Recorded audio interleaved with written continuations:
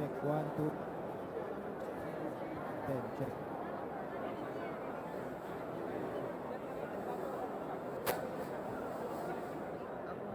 Ako nga lang ang nag-retain sa buong Congress.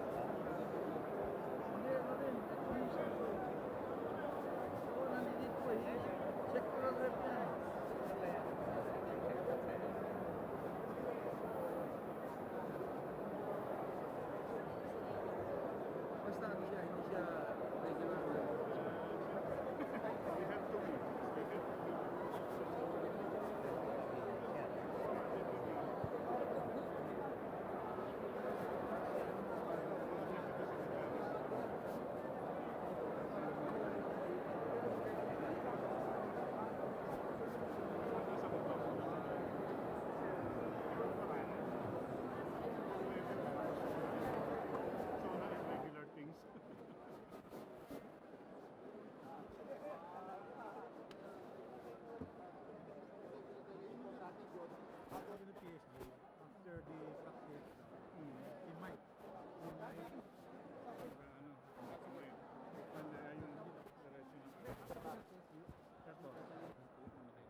Ito. Yes.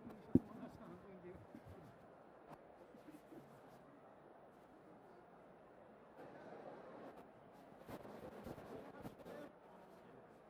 Saan na?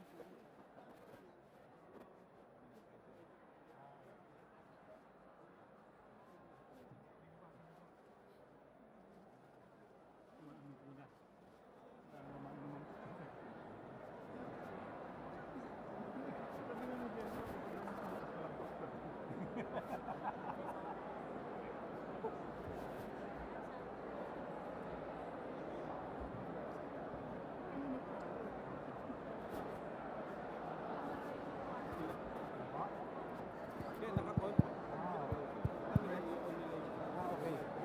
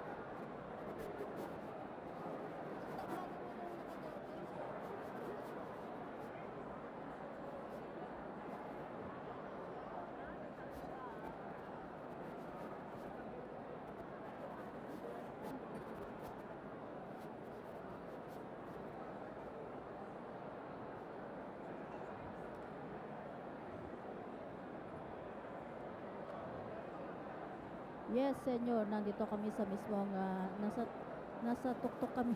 Nasa third floor kasi kami kaya kitang-kita dumudungaw na lamang kami dito sa mismong gallery dahil nakikita natin yung mga nagdadatingan na nga at nasa si FBR ay nasa mismong VIP section na nga si dating Pangulong Erap katabi niya naman si Chief Justice Sereno, samantalang si dating Pangulong Gloria Arroyo ay katabi ni House Speaker Sede Venecia. Meron silang isang katabi na isang babae. Hindi ko lang makita dahil nakatalikod sila sa amin. So, unti-unti na nga napupuno itong plenaryo at naantay na lang yung pagdating. Kapansin-pansin talaga dito, wala na nang nagsuot. Ay, meron pa rin. Yung kasi bawal, sabi nga, yung lampas sa tuhod. Pero merong isang kongresista dito, hindi natin makita na hanggang sumasayad yung kanyang palda. Anyway, so yan sa mga kasuotan nakikita natin na medyo talagang simple na nga yung mga suot nito mga kababaihan.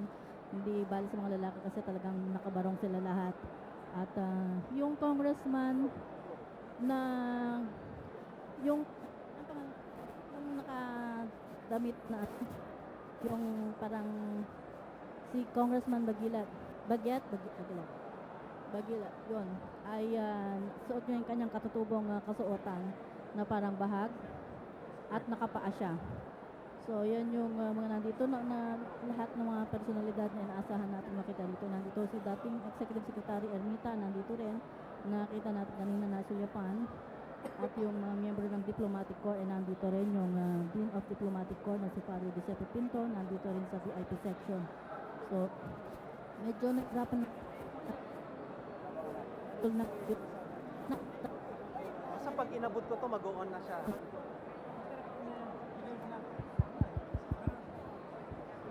Hey. Nga,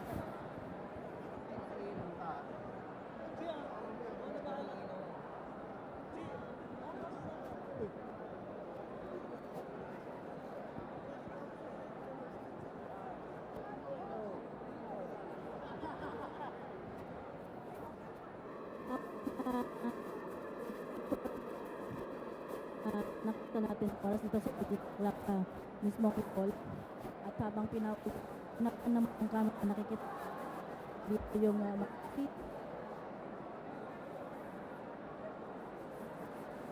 mm.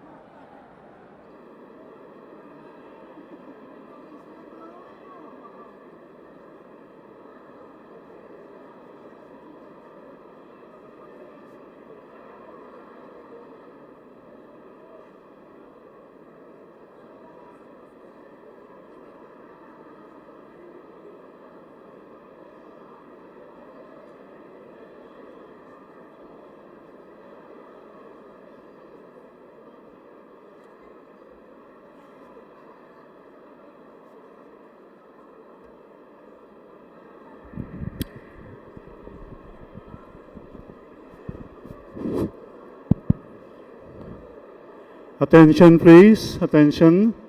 May we request our honored guests to take their respective seats? Repeating the announcement, may we request our honored guests to please take their respective seats? Thank you.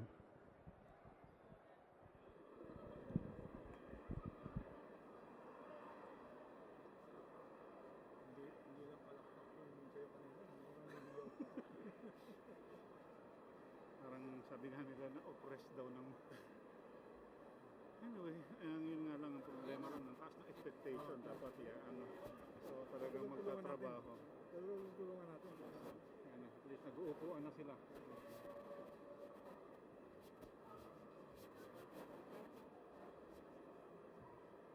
Yung honor guard pumasok na. Okay, if you...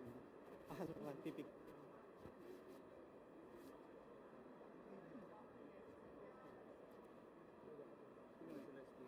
Oo nga, kaya nga in-announce ko na namupo na eh. Sinong maunang papasok? Posting?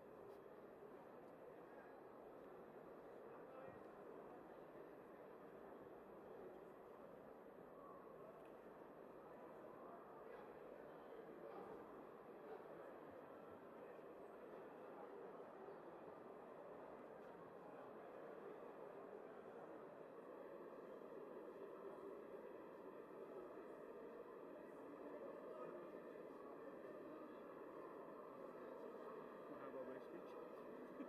Mahaba tayong antay dito. Ano?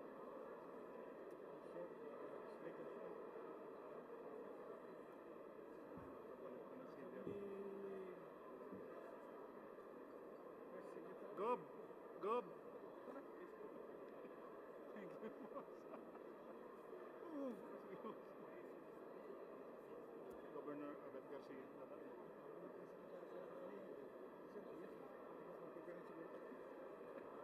Say switch mo. So, okay. Doon mo na babanggitin.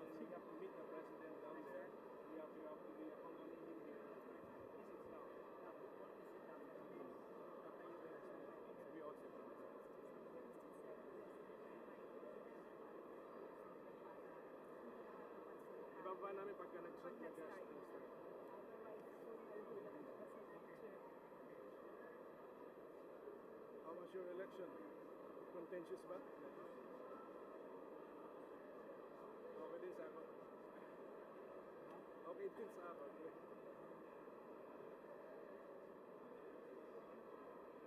Kitang tulo diri, kitang tulo first timer tanan diri. Ang galing ko. Walang pumapasok ng cellphone eh. Kaya nga nagkinginan ako, nag-landline na ako eh. Hindi ka nag-presiding officer noon. Talaga yan. That means ganyan talaga ang buhay, pare. Ganyan talaga ang buhay. Ikot-ikot eh.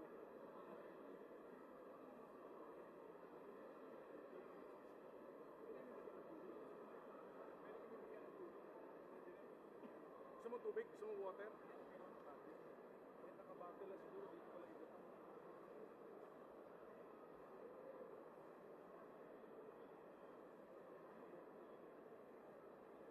Kahit siguro bote, dito pala ito.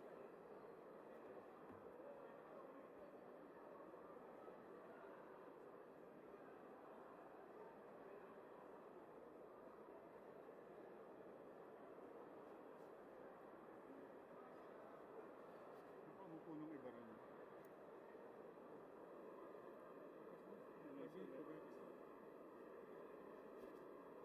Maglalakad na yun eh. Dahil pa nakatayo sa gilid.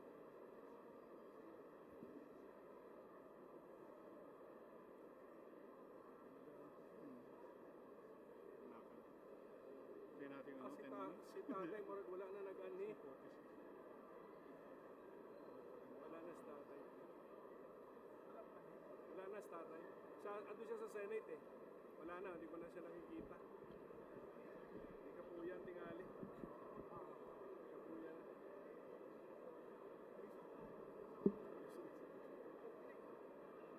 Or talagang wala na sila kung mga naghihilahan na eh.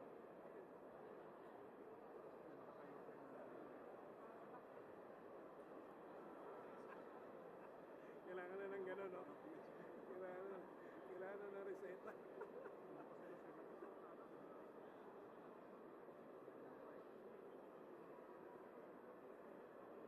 Ibang family members na.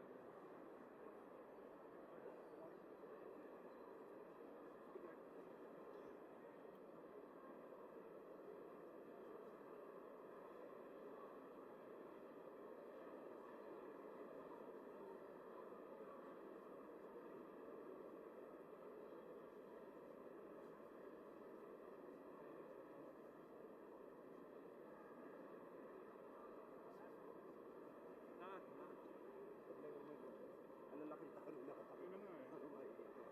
Kita naman Ako, nawala nga. Bakit ma-receipt yun? Nawala. Hindi nga makakabalik niya eh. Yun na yung page.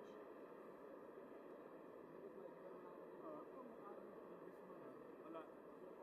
Makakad na ba? Hindi pa.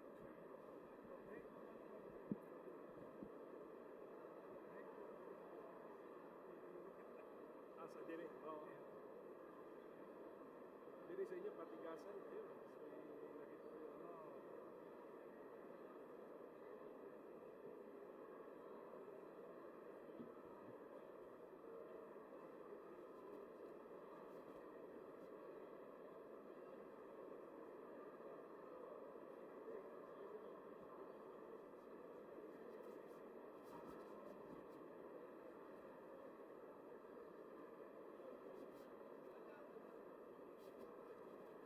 Nagkopya tayo ng rules na. Sir? Rules natin. Yun ang rules natin.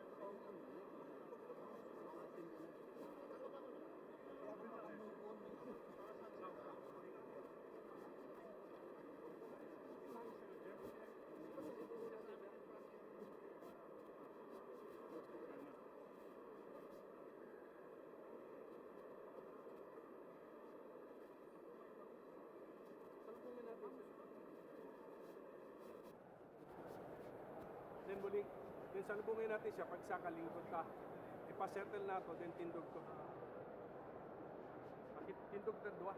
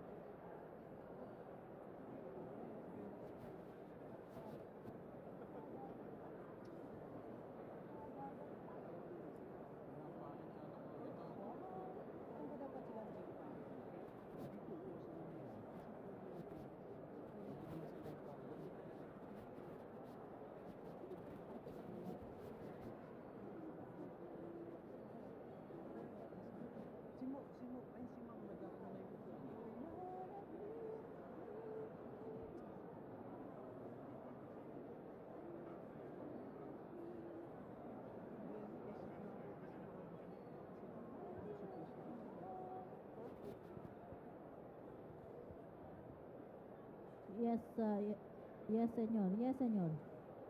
Yes, Senyor. Yes, Senyor. Senyor. Senyor.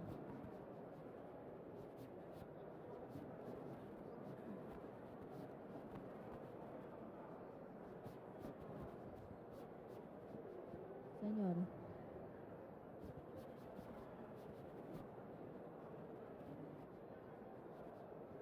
Si 2-3 nga, check natin. Line natin. Line.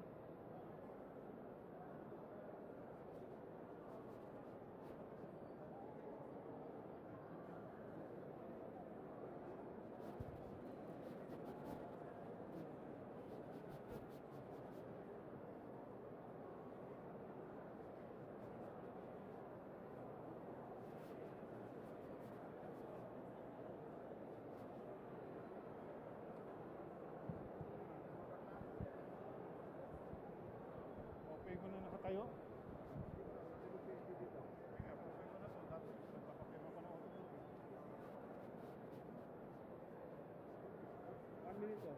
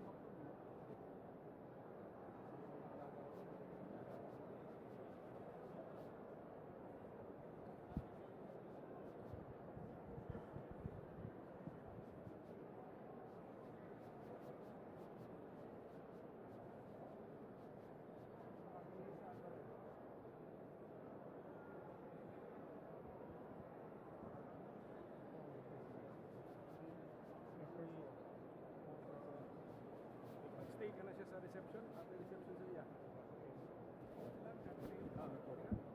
Stay ka na.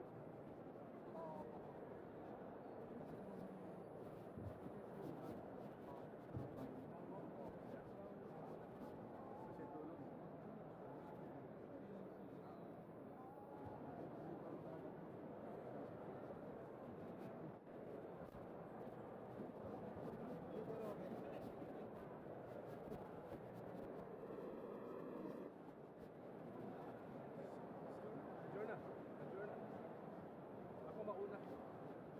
Traffic.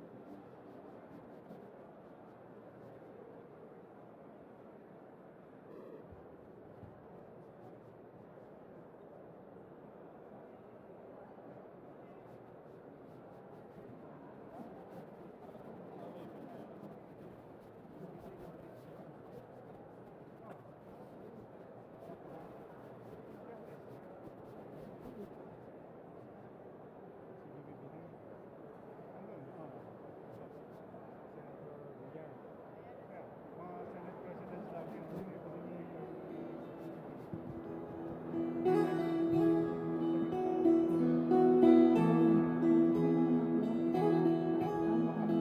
Ikaw ang pangulo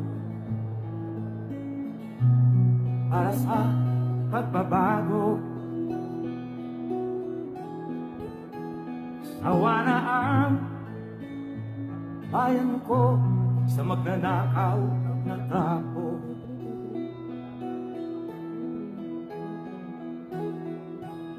Madilim na kahapon, ikaw ang mataahon. Sa piling mo, di ko mawawala ang korupsyon.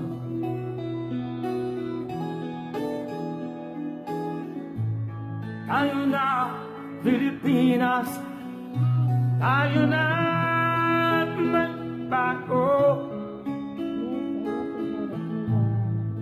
Hawak kamay tayo para sa pagkasenso.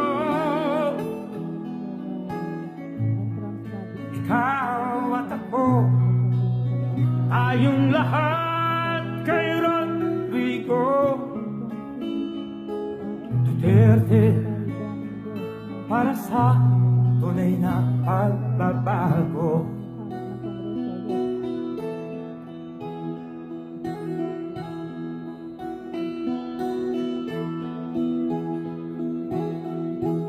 Masdan mo ang paligid,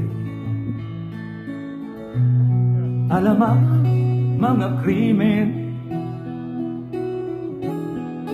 rape, Ladies and droga. gentlemen, the President of the Republic of the Philippines, President Rodrigo Roa Duterte.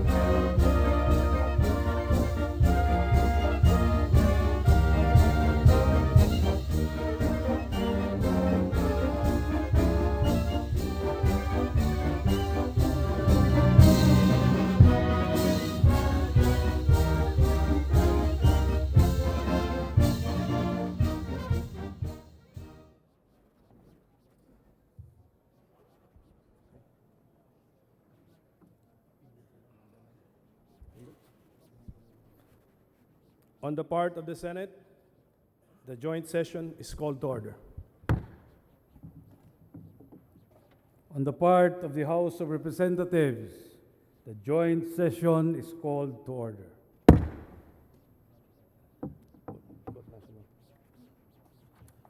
Please rise for the singing of the Philippine National Anthem to be led by Ms. Bayang Barrios.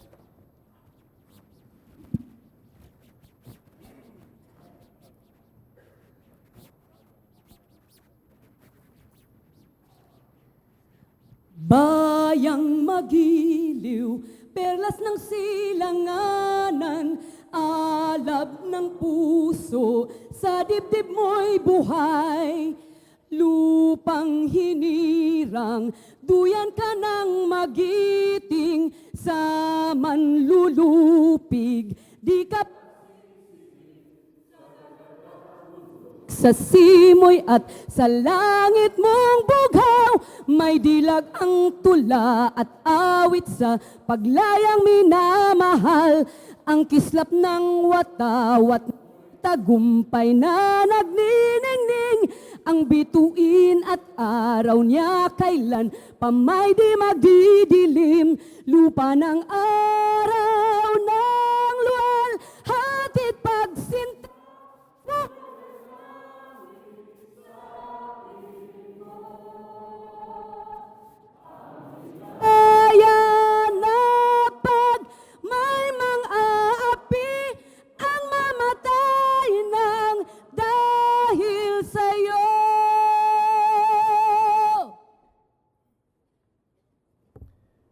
Please remain standing for the nation's prayer.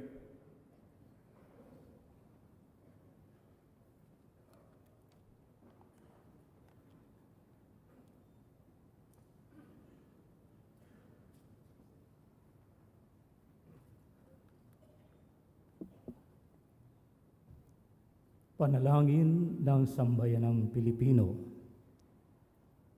Mapagmahal at makapangyarihang Ama, Ikaw ang pinagmumulan ng lakas, liwanag at karunungan. Ikaw ang dakilang amang karapat-dapat sa lahat ng aming parangal, papuri at paglingap. Hinihiling namin na bigyan ninyo kami ng habag at pangunawa sa aming mga pagkukulang at pagpapabaya, dahil batid namin na hindi kami karapat-dapat sa iyong pagmamahal. Panginoon, lubos kaming nagpapasalamat sa lahat ng biyaya na ibinigay ninyo sa amin at sa lakas na ipinagkakaloob ninyo upang malampasan namin ang lahat ng mga pagsubok. Naway ang bawat pagpapala na ibinibigay ninyo sa amin ay gamitin para sa kabutihan namin at ng aming kapwa, at higit sa lahat para sa inyong kapurihan. Ama naming may kapal, pakinggan ninyo nawa ang aming kahilingan. Tulungan ninyo ang aming Pangulo, si Rodrigo Roa Duterte, at ang pangalawang Pangulo, si Maria Leonor Robredo, upang sila ay patnubayan ng banal na espiritu sa bawat hakbang na kanilang tatahakin. Gabayan ninyo ang lahat ng mga pinuno at naglilingkod sa pamahalaan upang ang mga puso nila ay magkaroon ng kababaan ng loob at sila ay matutong magmalasakit para sa mga dukha at nasa laylayan ng lipunan. O Allah na makapangyarihan at mahabagin, naway lahat ng lingkod ng bayan ay matuto na mamuhay ng payak, maging bukas palad at magtaglay ng katatagan ng loob. Dalangin namin ng pagmamahal para sa bayan at pagsasakripisyo ay mamayani higit sa sariling adhikain, habang ang laban sa karahasan na nagaganap, naway ang mga tagapangasiwa ng ating batas ay mapangalagaan at mabigyan ng proteksyon. Kalingain mo kami mapagmahal upang ang pagkakaisa ay maghari sa kabila ng aming magkakaibang paniniwala. Naway at lubos na pagpalain ninyo ang bayang Pilipinas ayon sa inyong kagustuhan. Idinadalangin namin, Panginoon, na maghilom ang aming bayan at ang kapayapaan at kaunlaran ay mamayani ngayon at magpakailanman. Amen. Amen.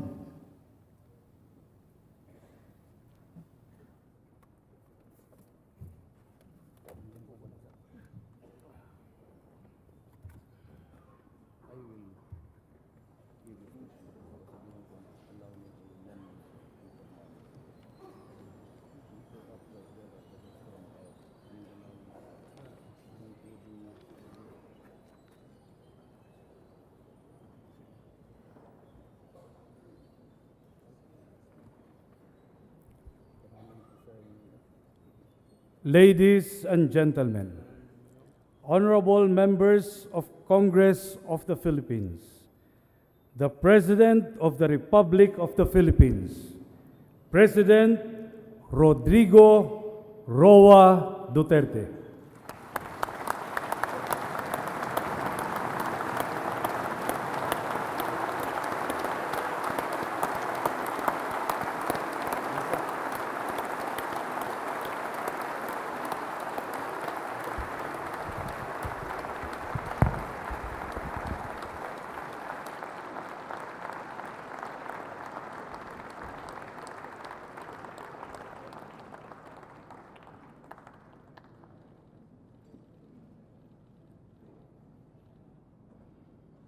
Kindly sit down. Thank you. Allow me a little bit of informality at the outset. You would realize that the three guys in the elevated portion of Congress are from Mindanao. So wala na talaga kaming masabi.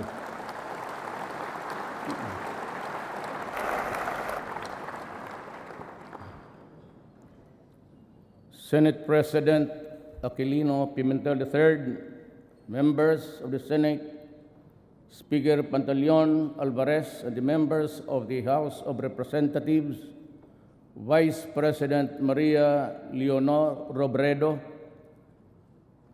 President Fidel V. Ramos, President Joseph Estrada, President Arroyo, Chief Justice Maria Lourdes Serrano, and the justices of justices of the Supreme Court, His Excellency Papa Nuncio, and members of the Diplomatic Corps.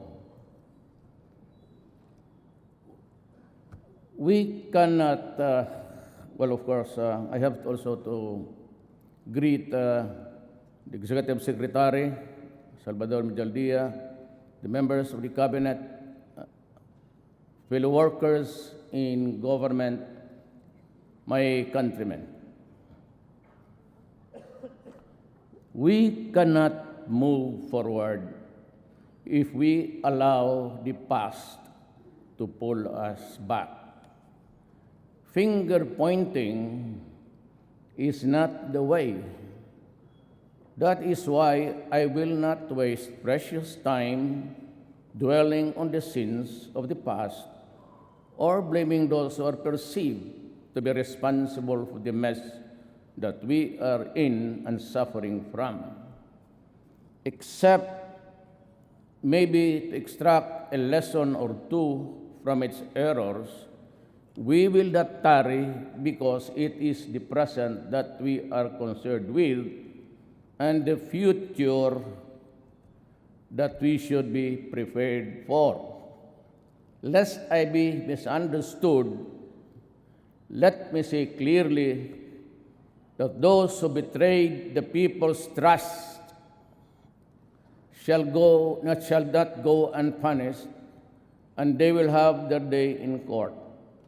And if the evidence warrants, they will have their day of reckoning too. When I decided to seek the presidency of this republic, I knew what the ills of our country were. I knew their causes, and I was briefed on those who caused the causes. I heard the people on the streets complain that justice had become illusory, that equity and fairness and speedy disposition of cases had deteriorated into hollow concepts fit only for muscular dissertations. It was and still is very sad indeed. As a former prosecutor, I know there are always ways of knowing how fast or how slow cases go. What I did was to look into the number of postponements and the time difference between each postponement and the next setting. It was simple as that. I will appreciate deeply if we all in government attend to this urgent need. I was determined then, as I am now determined and better positioned, to wage war against those who make a mockery of our laws, including those who make life for us all miserable. I wish to assure everyone, though, that vindictiveness is not in my system, just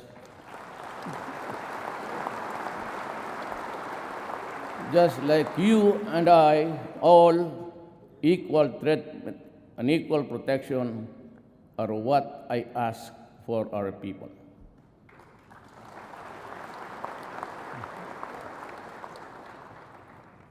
But we must have the courage to fight for what we believe in, undeterred by the fear of failing or losing. Indeed, courage knows no limits.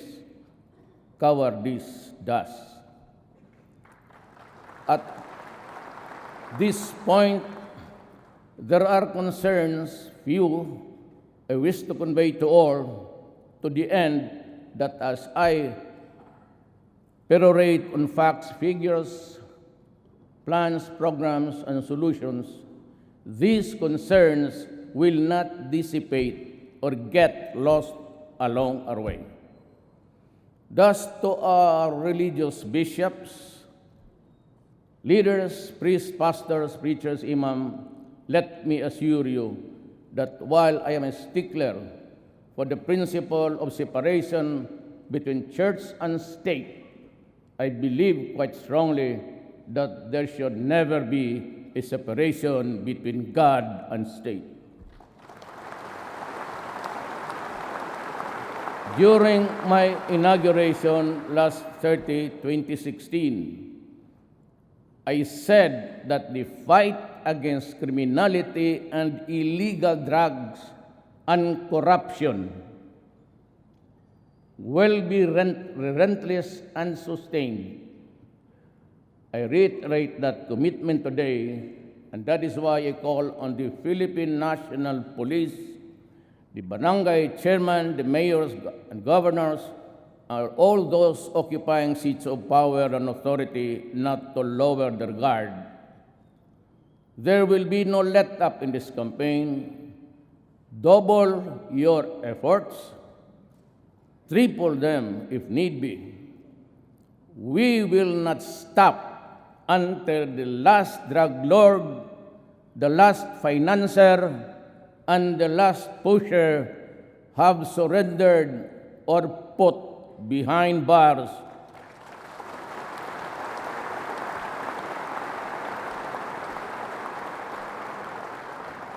Or below the ground, if they so wish.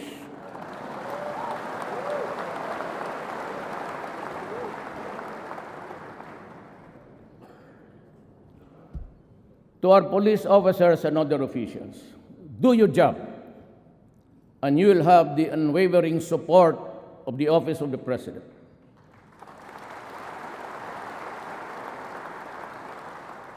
I will be with you all the way. Abuse your authority, and there will be a hell to pay.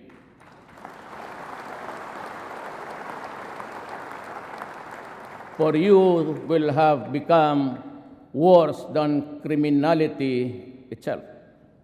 I order the National Police Commission to hasten the conduct of investigation and adjudication of administrative cases against police officers involved in criminal activity and illegal activities, and prescribe policies on lifestyle checks for PNP members. In this quest, I will put at stake my honor, my life, and the presidency itself.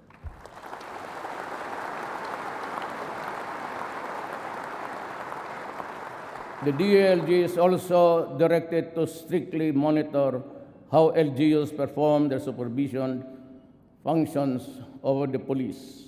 And those found that performing will be sanctioned, including the loss of police deputation from the NAPOLCOM. Let me repeat my warning to all.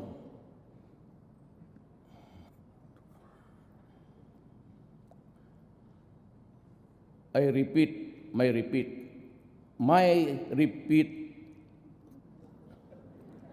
to all.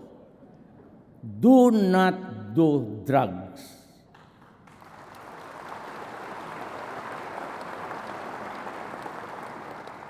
Because you will be the solution to the drug crisis that has engulfed malawak the nation. We will create an interagency committee on illegal drugs that will integrate efforts and strengthen the partnerships of all stakeholders. The reservists will be mobilized for information campaign against drug use and dissemination of information regarding drug rehabilitation program being offered by the government. Let us also strengthen our ROTC program to instill love of country and good citizenship. We will also prioritize the rehabilitation of drug users. We will increase the number of residential treatment and rehabilitation facilities in all regions of the country. The armed forces of the Philippines will facilitate the preparation for the use of military camps and facilities for drug rehabilitation. There can never be real, tangible, and felt development without making our people feel secure. And it is our duty to uplift the people's welfare. With this, my administration shall be sensitive to the state's obligation to promote and protect, fulfill the human rights of our citizens, especially the poor, the marginalized, and the vulnerable, and social justice will be pursued even as the rule of law shall at all times prevail. My administration shall implement a human approach to development and governance as we improve our people's welfare in the areas of health, education, adequate food and housing, environmental preservation, and respect for culture. Human rights must work to uplift human dignity.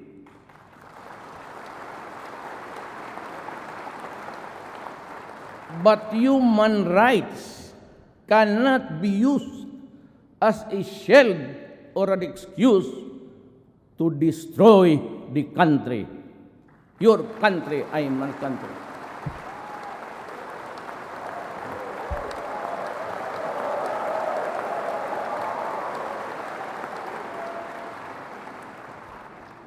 Meantime, since our country continues to be confronted with internal security threats aggravated by the existence and activities of the terrorist group Abu Sayyaf, the full force of the AAP will be applied to crush these criminals who operate under the guise of religious fervor.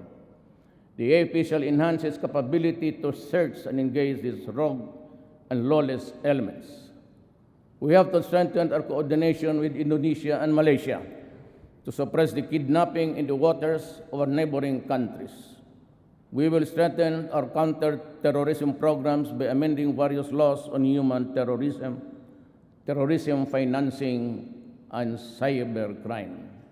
This is our answer to the challenges of the global developments on the non-traditional threats, transnational crimes, and fanatical terrorism.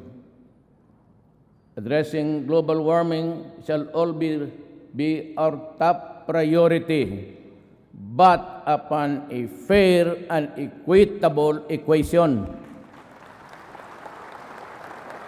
It must not stymie our industrialization. We also endeavor to develop and corporate partnership with nations sharing common interests and concerns with the Philippines, maintain and sustain bilateral and multilateral consultations and dialogues. We will continue to expand operation human assistance, disaster response, maritime security, and counterterrorism. We shall deepen security dialogues with other nations to build greater understanding and cooperation. With regard to the West Philippine Sea, otherwise known as China Sea, we strongly affirm and respect the outcome of the case before the Permanent Court of Arbitration as an important contribution to the ongoing efforts to pursue a peaceful resolution and management of our disputes.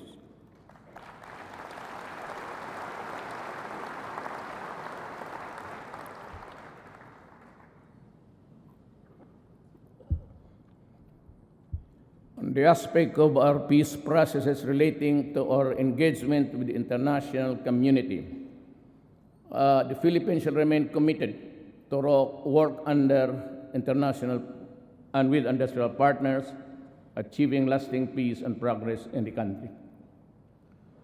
We will vigorously address the grievances that have been time and again expressed not only by the Bangsamoro indigenous peoples and other groups for security, development, fair access to decision-making, and acceptance of identities.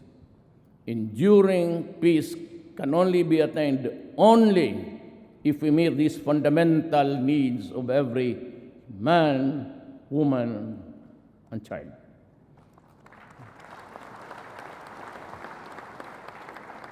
To our Muslim brothers, the Moro country, and the members of the CPP, NPA, NDF, let me say this.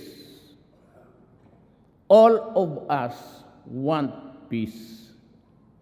Not the peace of the dead, but the peace of the living. We express our willingness and readiness to go to the negotiating table. And yet, we load our guns, fix our sights, pull the trigger. It is both ironic and tragic, and it is endless.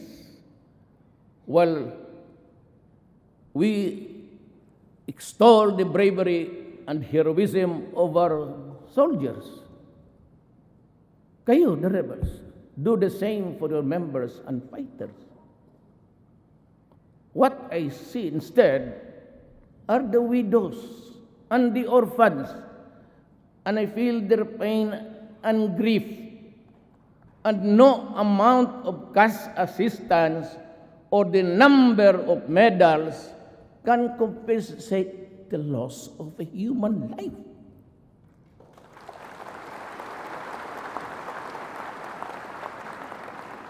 Sorrow cuts across every stratum of society. It cuts deeply, and the pain lasts forever. That is why I reach out to you, to all of you today, to our Muslim brothers. Let us end the centuries of mistrust and warfare. To the CPP, NPA, NDF, let us end these decades of ambuscades and skirmishes. We are going nowhere, and it is getting bloodier by the day.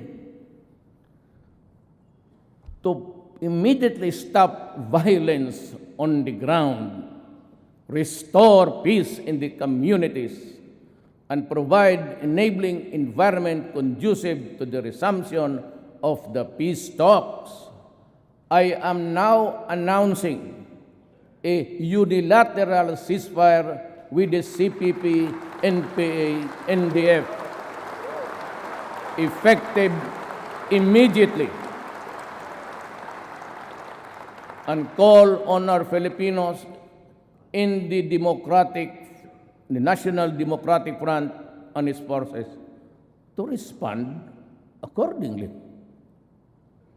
Let me make this appeal to you. If we cannot as yet love one another, then in God's name, let us not hate each other too much. So it was said,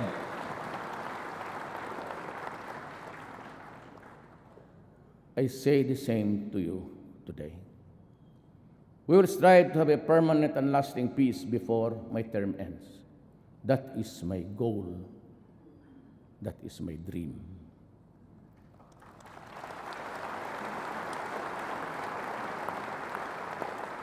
On the macroeconomic management, my administration will continue and maintain current macroeconomic policies and even do better. We will achieve this through prudent fiscal and monetary policies that can help translate high growth into more and better job creation and poverty reduction. By the end of my term, I hope and pray to hand over an economy that is much stronger, characterized by solid growth, low and stable inflation, dollar reserves, and robust fiscal position. On taxation, my administration will pursue tax reforms towards a simpler and more equitable and more efficient tax system that can foster investment and job creation.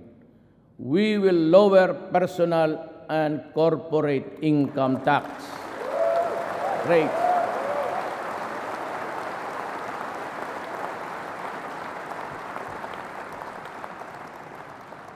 And relax the bank secrecy law.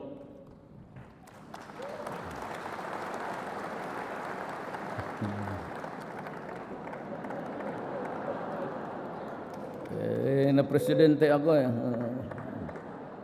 Ayaw ko sanang makialam dito sa mga to. Wala mo na. Well, anyway, may I continue? At the household level, there must be sufficient income for all Filipinos to meet the basic food and non-food needs for their families. We shall continue to track investments that will generate thousands of jobs each year, jobs that are suitable for the poor and less skilled members of the workforce. Reforms to ensure competitiveness and promote ease of doing business will be mandatory. Reacting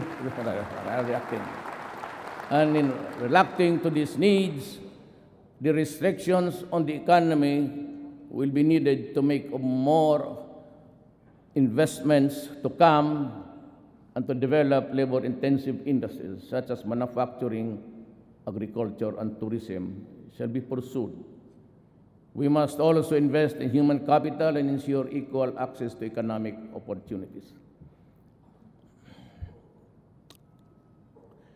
The implementation of the Responsible Parenthood and Reproductive Health Law must be put into full force and effect.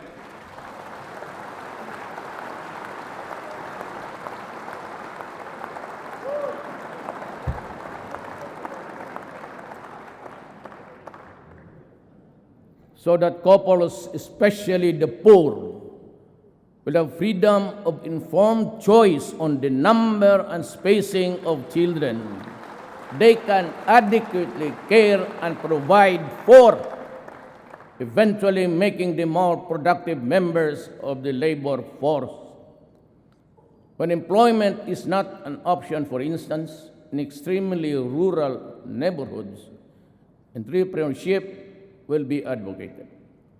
We shall also enhance local business environment by addressing bottlenecks in business registration and processing, in streamlining investment applications and process and integration, the services of various government offices. Government financial institutions shall come up with out-of-the-box financing packages to capacitate our small and medium entrepreneurs. In the field of tourism, we shall construct more access roads and tourism gateways to service centers and tourist sites. Road development projects shall complement without trust to modern agricultural infrastructural and spending improving the construction and rehabilitation of roads and the irrigation, and establishing modern harvest and post-harvest facilities to minimize losses. We shall also conduct a nationwide soil analysis to determine areas most suitable for rice farming to optimize production, with the use of effective soil rehabilitation and fertilization.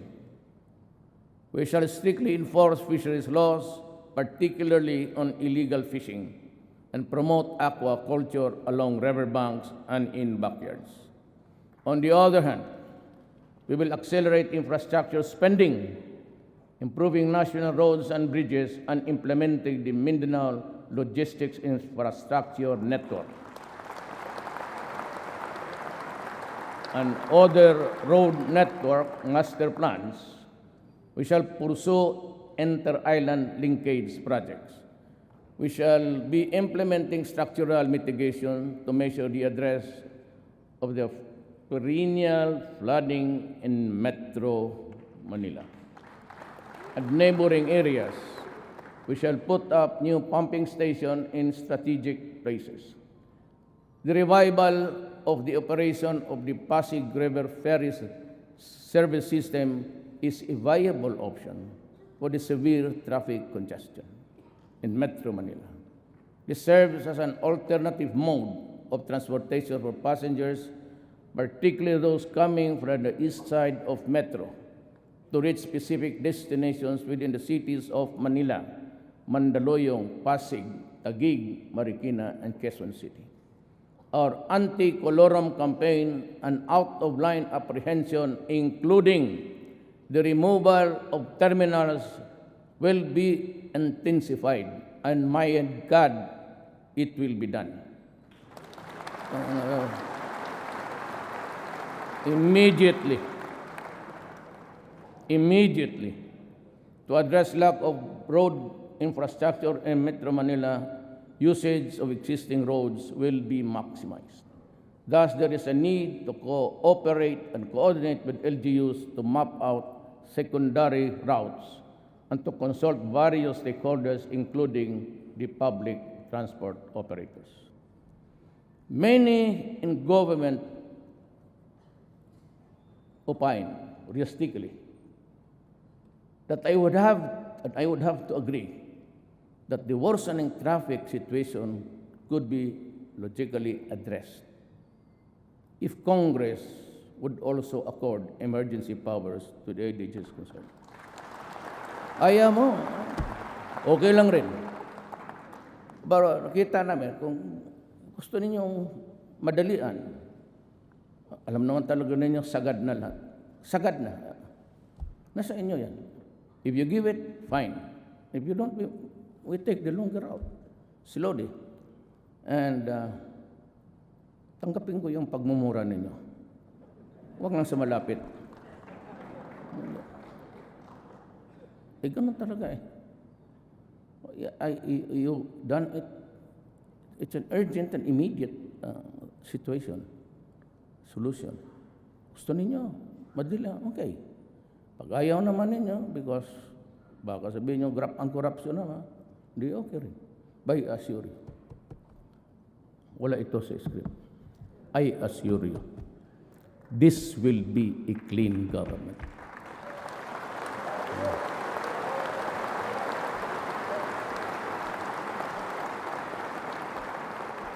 If that is the only worry that you have, and I can understand your misgiving, wala na ito sa,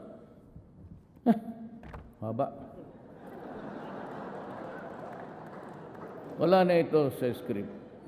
You know, ako makagarantiya ako. 101%, it will be clean. Problem is, I can only act through agencies and departments.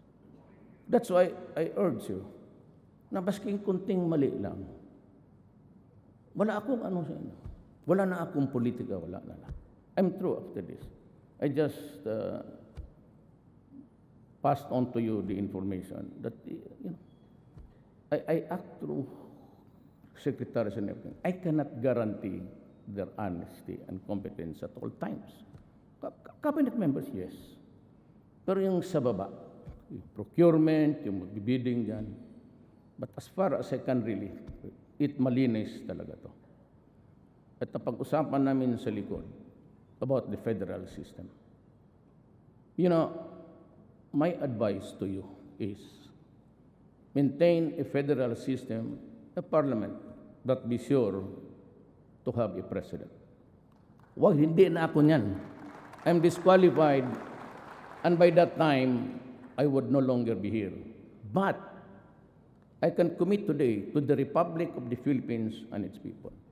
If you hurry up the federal system of government, and you can submit it to the Filipino people by the 4th, 5th year, kasi proseso yan eh.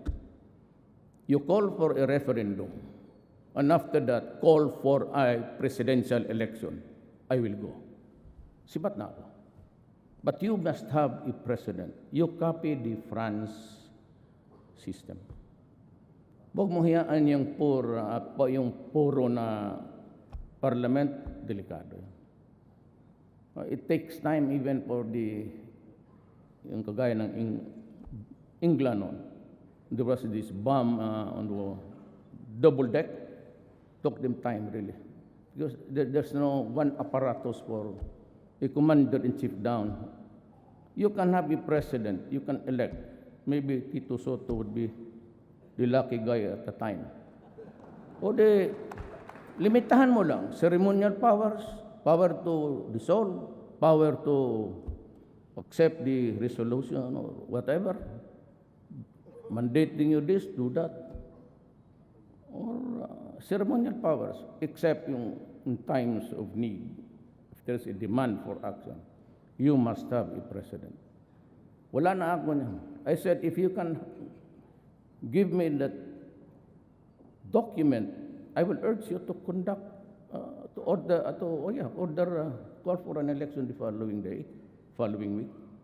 And even if there's still 2 years, 3 years, I will go. Okay na ako. Do not worry about me. I am into that much ambition.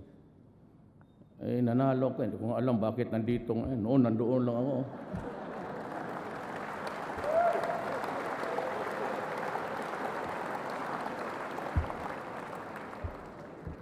Totoo man. Sino man nagsuporta sa inyo sa akin dito? Wala man.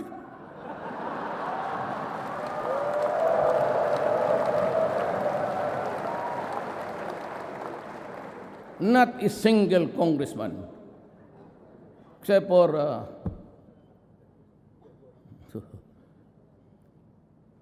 2 provinces, governor. Yun lang.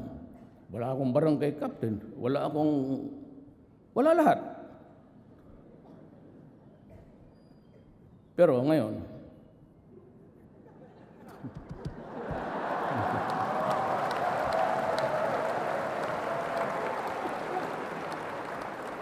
processing time in issuing permits and licenses shall be reduced to the barest minimum.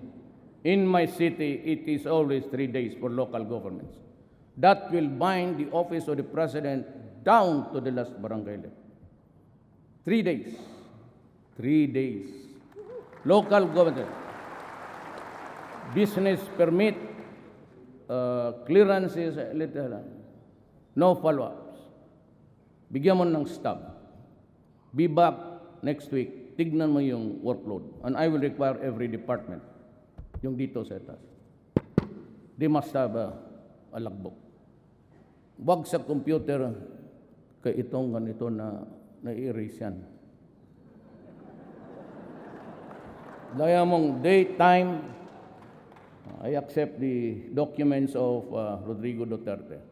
Then you go to your computer. You must have an actuarial projection, sir. Look at the workload. Napakabubo man naman kinima.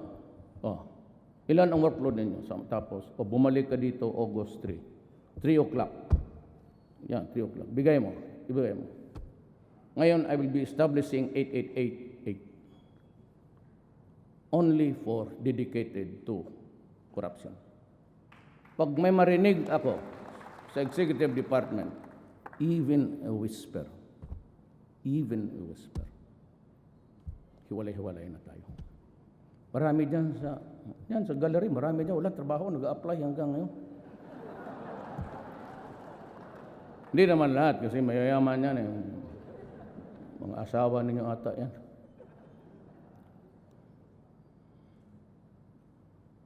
While the issuance and distribution of motor vehicle plates at point of sale or through motor vehicle dealers shall be considered. Wag na sa LTO, kaya hanggang ngayon, panahon pa ni Jesucristo yung first plate nila, hanggang ngayon wala.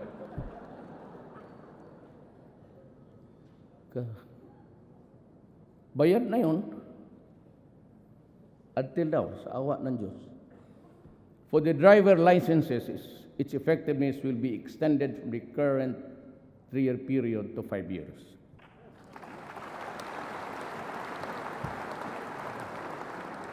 To reduce queuing time at ticketing stations, tickets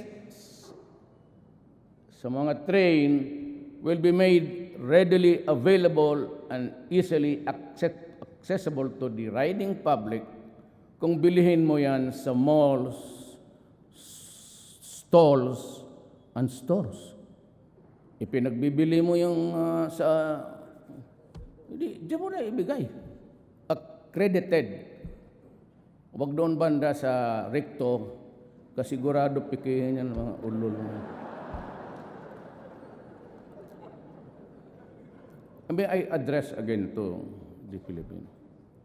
Ako po'y nagdodoble ang pagod para sa inyo, para sa kapakanan ng bayan. Seryoso po ako. Kayong mga ganon, tikit-tikit at magkaroon ng gulo, wag ho ninyong gawain yan. Ito na yung warning ko. Yun na yun, last. Wala nang iba. Hindi ko na gagawin. Huwag ninyong sirain yung mga bagay-bagay na ginagawa namin para sa kapakanan ng tao. Mabuti ang magkaintindihan tayo ngayon.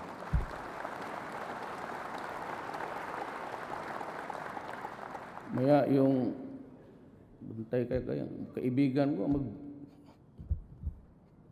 tarag.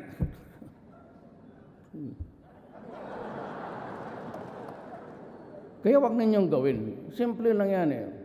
Para walang away sa gobyerno, yung mga bagay na illegal at masama at hindi tama, wag mong gawin. At hindi kami mag-aaway dito. Pati yung pare na, pati si Pau, tinamaan. Okay, let us be clear with each other. I am for the comfort and the welfare of the Filipino. Kayo namang hindi pa bungog dyan, hindi pa pumasok yung mga droga. Kung ayaw ninyong mamatay, ayaw ninyong masaktan, huwag kayong umasa dyan sa mga pare pati human rights, hindi nakakapigil yan ng kamatayan. So huwag ninyong gawin, tapos nandiyan ka, nakabulagtad, and you are portrayed in a broadsheet na parang Mother Mary cradling the dead cadaver of Jesus Christ. Ayan yung mga yan eh. Magdadramahan tayo dito. Dito ang nakatingin kasi dito yung public eh. Alam mo, ilang beses ko na sinasabi, sa Davao, wag mong gawin. Kasi magkakaproblema tayo. He who is the cause of the cause is the cause of them all. Ikaw yung nag-umpisa, you swallow, ulitin ko he who is the cause of the cause is the cause of them all. Kami nagtatrabaho lang. We have a nation to guard. We have millions of people to see that they are healthy. It's a question of drug, it's a question of public interest, public order. Kita mo, lesser crime. Wala na kasing magnanakaw. Wala na nag-hold up. Kasi pare yan. Kita tapos sabi lang, maliliit lang yan. Gamitin mo utak mo. If you're able to contaminate, kagaya ng negosyo ng mga Chinese, wholesale yan sila. Maski kunti-kunti, kung the whole of Tondo contaminated, pera yan. I'm not saying it's Chinese. The practice of itong wholesale retail. They go for wholesale. Maski na kumita lang ng isang piso dyan sa isang kaso, okay na yan. Kasi paramihan eh. Yan ang ibig kong sabihin. Now, I hope the military and the police will not react on this. It's part of the deep intelligence that we have gathered. I'm forced to come in public kasi pati yung mga pare nagaano. Alam mo, Kayong mga media, naghanap kayo ng where's the big fish? Saan yung bilyonaryo na mayaman? Yung may kotse, may mga Mercedes, may... Ma'am, nandoon yan sila sa labas. Wala dito. Magdala ka ng isang batalyon na pulis para hulihin natin doon. Kung kaya natin. Didirect the traffic of drugs sa kanila. Meron silang ganito. Malaki. Real time, nakikinig sila ngayon dito. I am very 101% nakikinig sila. Andun, doon lang, isusuri nila sa tunlo. Oh, itapon mo dyan. Tapos umalis ka, kunin mo doon sa tindahan yung bag o package. Masabi mo nakikita ng media na kayo lang nagbabrand niya na drug lord eh. Those are not the drug lords. You, mga lieutenant, delivery boy yan. Kumbaga LBC lang yan, pati DHL, federal. Pati yung tawag nilang basura, yun yung street, ano. Huwag kayong maghanap. Gusto niyo, sabihin ko sa inyo, puntahan natin. I'll give you the names. I'll show you the intelligence dito. Pero give me the guarantee na may magawain ka. Because I'll give you the name, I'll give you the country. Kung wala ka rin gagawa, mag-shut up ka.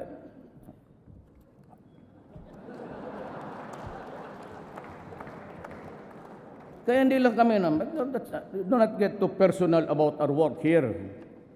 I'm saying that dito, balik na tayo kasi yung hindi nakakaintindi ng mga Tagalog, ano na yung nila. So, Tagal naman itong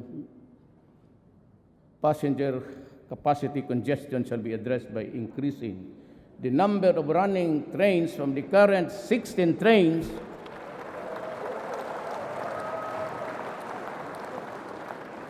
with a total of 48 cars per hour to 20 trains with a total of 60 car per hour. Now, you increase the train speed from 40 to 60. Ang problema nito, yung mga railway na, hindi na ito kasali dyan. Huwag mo maniwala dito. 2/3 of this are mine. The other 1/3 is, correct yung grammar ko, yung ano lang nila. 60 km per hour. Problema nito, and you must agree with me, that the rails are quite aged. Most of the rails, maybe, doon pa yan sa panahon ni Marcos, Imelda. Nandiyan pa. Ngayon, sabi ni Tugadi, kaya pagbigay sa akin, sabi ko, 40 to 60 kilometers per hour. May ko, Art, sigurado ka makahold ang rail yan? Baka maputol yan, magdiretso yung train sa Cavite. To diretso sa Cavite, maglipad doon kay Tolentino. Oh, bakit may train dito sa Tagaytay? It's quite fast. Quite fast, 60 kilometers per hour, and you're pulling something that's heavy. When it really moves, mawala ng ano, it moves with the speed at a heavy thing, at a great speed. Mahirap mong sumasadsad kasi mabigat. And reduce headway time from 5 minutes to 3 minutes. Mahina lang tayo ng plano ni Tugati, mahina lang tayo ng 1 minute. Sa Hong Kong, 2 minutes, kanya 3 minutes. Art, ambisyoso ka. Kaya mo kayo ito. Specifically for the LRT, the operating hours shall be extended from 9:30 to 10:30 p.m. Kasi marami pa mga bata mag-uwi niyan. And to absorb more passengers, delays in the procurement of additional trains shall be addressed soonest. Now, yan ang sinasabi ko. If you want the long way, fine. Wala akong problema. Sabihin ninyo na doon we go the normal way if you are able to make purchases. Ang maganda nito, I have signed the executive order sa aming FUI. Naunahan ko kayo. Yung inyo na, nandoon na sa akin. Tapos na ako. Ilabas ko na. It will be out today. Alam mo, sabi ko, unahan ko dating kongreso. Puro mayayabang yung mga dyan. We grab there's a stealing one's thunder. Kaya nga, unahan na natin. So, we shall also pursue rail projects in Metro Manila at the major key points and the country, including the Mindanao Rail Project. Hindi ako nagyayabang, pero totoo talaga to. Depende sa federal, but 6 years, lalabas talaga ito, I assure you, because it's going to materialize. Rail projects, the about transit system, the Cebu transit system, the North and South Luzon Railways, and the Panay Railways project. Tama? Panay. Taga saan si ano? Di Panay. Panay ang bigay natin para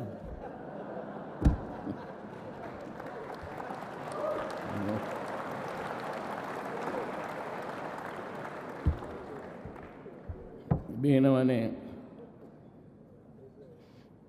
Senator Delon, binakbait ka dito. Malagyan daw yung island mo ng train.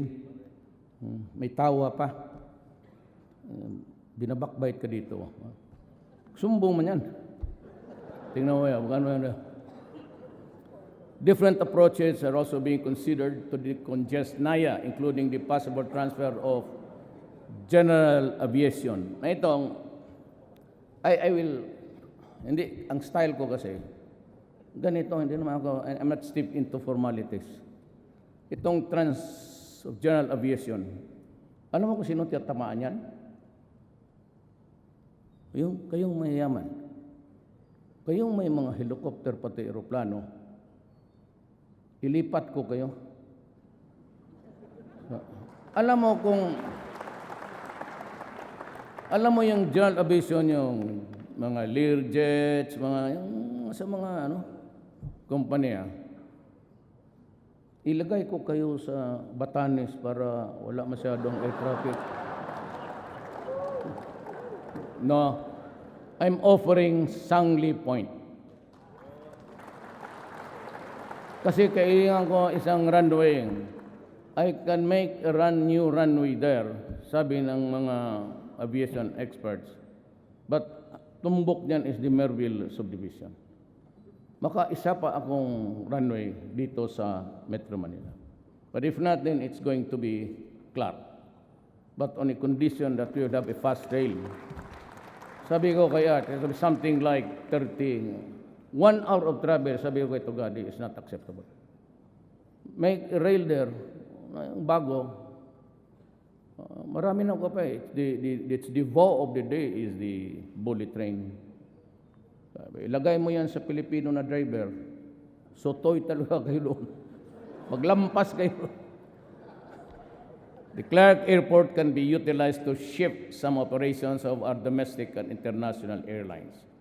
Moreover, a one-stop shop will be established within the civil aviation complex for the benefit of the overseas Filipinos. Ito, mangyari nito. To utilize the Clark Airport, it is necessary to establish yung mga, you have a rail to connect. Tapos na yan, itaas mo na kayo, gitagalog ko na. In the area of environment, the military is directed to intensify its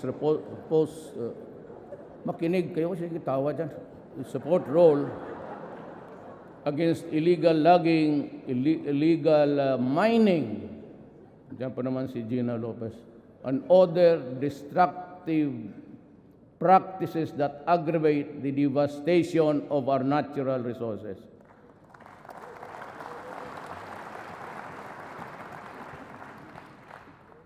I have to protect the country. Many are complaining against the appointment of Gina Lopez. But si Gina, pati ako, we share the same paradigm. The interest of the country must come first. But hindi ko naman sinasabi, there's a law allowing mining. Gina Lopez and I are just telling you, follow government standards. Do not destroy the environment. Follow it to a T. Wala tayong problema. Just pay the correct taxes, follow the standards. Gina Lopez is just doing her job. You know, she is really a crusader. So, that is how I would describe her persona. Crusader. Kaya, sabi ko, tama yan. Okay, bakit? Nandiyan ba si Ma'am Gina Lopez? Secretary Lopez? Ganito yan. Pumunta siya sa Davao. Gabi na mga 1 o'clock because on the early days of my when I won, but hindi pa ako nag-vote. Marami na napuntahan. Ito, felicitations, congratulations. Si Ma'am pumunta twice. Every time she shows me the degradation of ito na. Tapos, 2 oras naman, mukhang hindi na matapos, sabi ko, Ma'am. Ma'am, do not be offended. Totoo man, huwag kang magalit kay, it's the truth. So, mag-alas 3 na, Rudy, this man, tapos, extemporaneous na, parang congressman, ito, Ma'am. Ko, Ma'am, mag-alas 4, Ma'am. Ano kaya kung ikaw na lang ang Dina?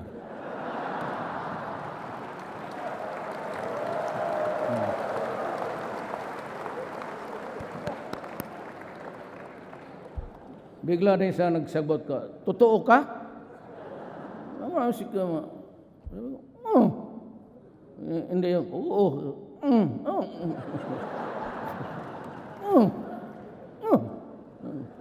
Siya, I will ask I'll consult my family and ask my, nila. Following day, tawag siya kay may 8 Kibong. Sinabong, okay na, tinanggap na. Sabi ng pamilya ko, okay na. Sabi ko, ay, bantay kayong lahat. But, I would not be appointing somebody who's alien to my thinking. I would take in somebody who shares my horizons in life. Especially yung degradation ng tama yan, she's a crusader and she will continue. And dito naman lagay is, the DNR is likewise directed to review all permits granted to the mining, logging, and other environmental sensitive activities to ensure compliance with government standards. And if warranted, ito na yung pinakamaganda, amend, suspend, or revoke permits. Go ahead.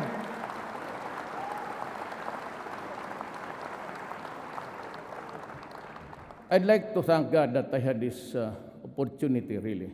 I never thought umabot ako dito. I've always had that crank sa isip ko, mahirap itong Kaya itong Laguna Lake, naubos ng wala na ang fisherman. Yun na lang the difference between one big fish pen to the other. Yun na lang ang sa mga tao. Makita mo sa plane, every time, I go to Davao, I pass by that lake there. Every time makita ko, talagang wala ng And the fishermen are complaining about the loss. Talagang wala na sila. Kasi ang maliit na lugar, yun lang ang kanila. So dito, pinadaan ko lang a diplomatic way that the Laguna Lake shall be transformed into a vibrant economy zone showcasing ecotourism by addressing the negative impact of watershed destruction, land conversion, and pollution. Ito yung nilagay ko. Pero this is what I'm telling you. The poor fishermen will have priority in its entitlements. Order to Gina is, ayusin mo, ma'am. Huwag mo namang ipitin, but they have to reduce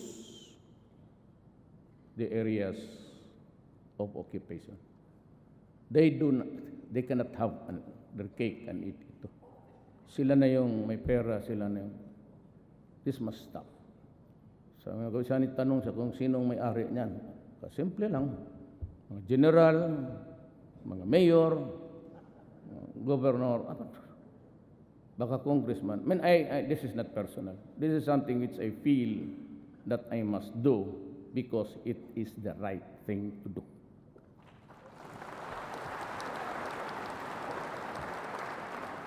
To have adequate disposal facilities for Metro Manila garbage, the final closure and rehabilitation of the Carmona sanitary landfill shall be pursued, while the adoption of appropriate waste-to-energy facilities will be explored. Marami yan. The technology is coming in very fast. In the area of governance, there's a need to strengthen our efforts along this line. Taas mo na. Mataas yung paragraph na yan. Ito. Select the best answer dito. Ang taas nito. Huh? Mabubuang ka.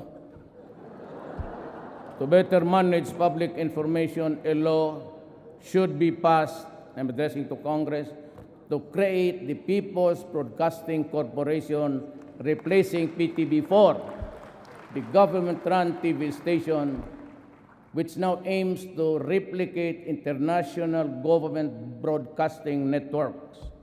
Teams from these international news agencies, I'd like to mention that those interested, BBC, are set to visit the country soon to train people from government-run channels to observe, ito ang gusto ko, total pera naman ng tao, to observe editorial independence through innovative programs and intelligence treatment, analysis of reports, as well as the development of national and international significance.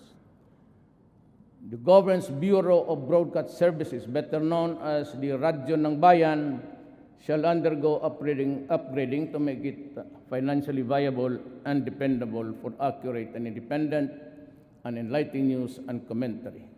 Radyo ng Bayan will be integrated with the PBC. As we are presently setting up a presidential communication satellite office in Davao City, PBC will also put up broadcast hubs in the Visayas and Mindanao. Davao City will also be the first site with the first Muslim channel called as Salam Television and the first Lumad channel. The PCO shall coordinate with the Office of the Executive Secretary and Presidential Legal Counsel in implementing the recently approved EO on the freedom of information. This is the executive order. It's out. As an example, on the part of our executive branch to make transparency and integrity as yardsticks in government performance, savings, and expenses, while engaging the public to be vigilant and to participate in government programs and projects. The PCO, in coordination with the Executive Secretary, is drafting the administrative order on the Task Force on Media Killings. This government does not condone violence and repression of media.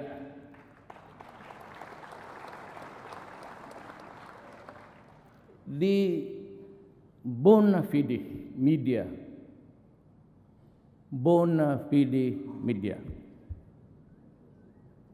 sometimes they pronounce it bona fide, but whatever that thing is, the bona fide media has always been our partner for change. Di medyo klaro yan. Anong gawin mo sa hindi bona fide media? Yan ang problema. To address backlogs and law prosecutorial effectiveness and efficiency, the investigation and case management processes shall be streamlined, including those for illegal drugs and heinous crimes. To eradicate the prevalent cultures of fear and silence that we have found in our justice system, I ask Congress, you, to enact the whistleblower protection law, while the present witness protection program shall be strengthened.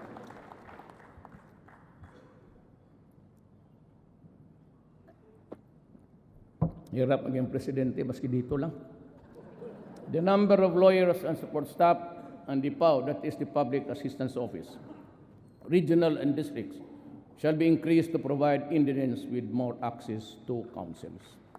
At this stage, I also have directed the DILG to undertake nationwide information and campaign on federalism in partnership with various alliances and with LGOs, civil society, grassroots, and faith-based organizations. Hinto muna ako dito, itong federalism. Ayaw ko itong tama ako. Alam mo, itong bayan natin, if I may just repeat, I know that you know, in 1521 or 1526, Magellan landed in Leyte. Tapos, kumari ko man ito, damat Maria.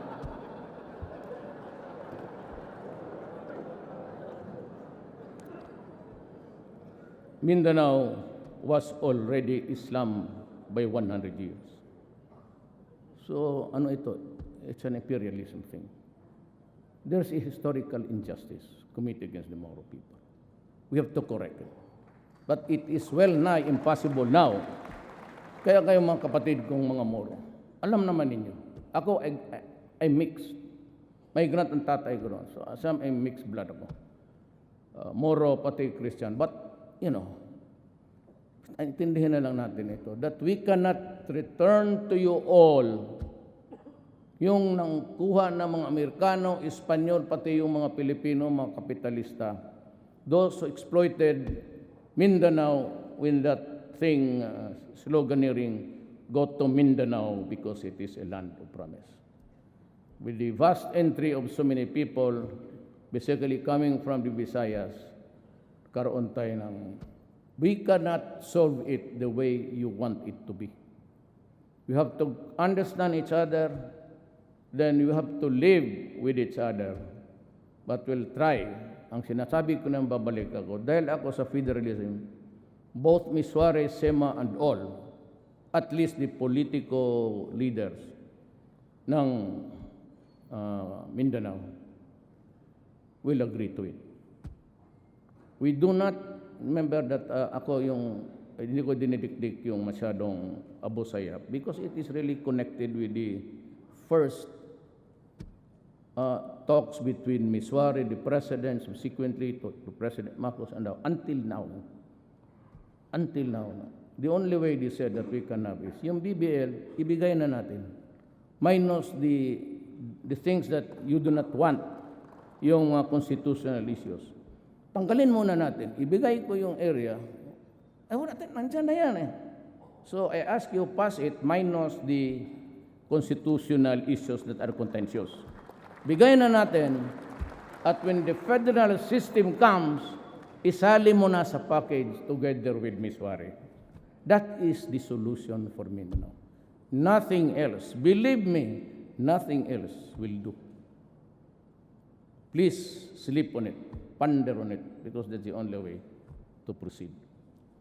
On the clamor of our citizens for timely issuance of Philippine passports, the government shall work towards amendment of the 1996 passport law to lengthen the validity of the passports from the current 5 years to 10 years.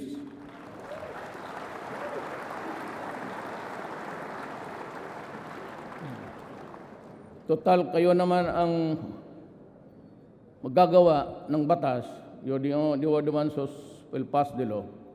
Even if you make it good for 30 years, okay ako. Bahala kayo. Basta stretch a little bit because 5 years is just really simply on a regular basis. Matagal pa naman itong passport. Mag-apply ako ng mga 10 days.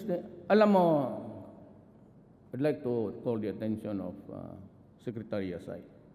If you go to Davao, look back doon look at the back, likod ng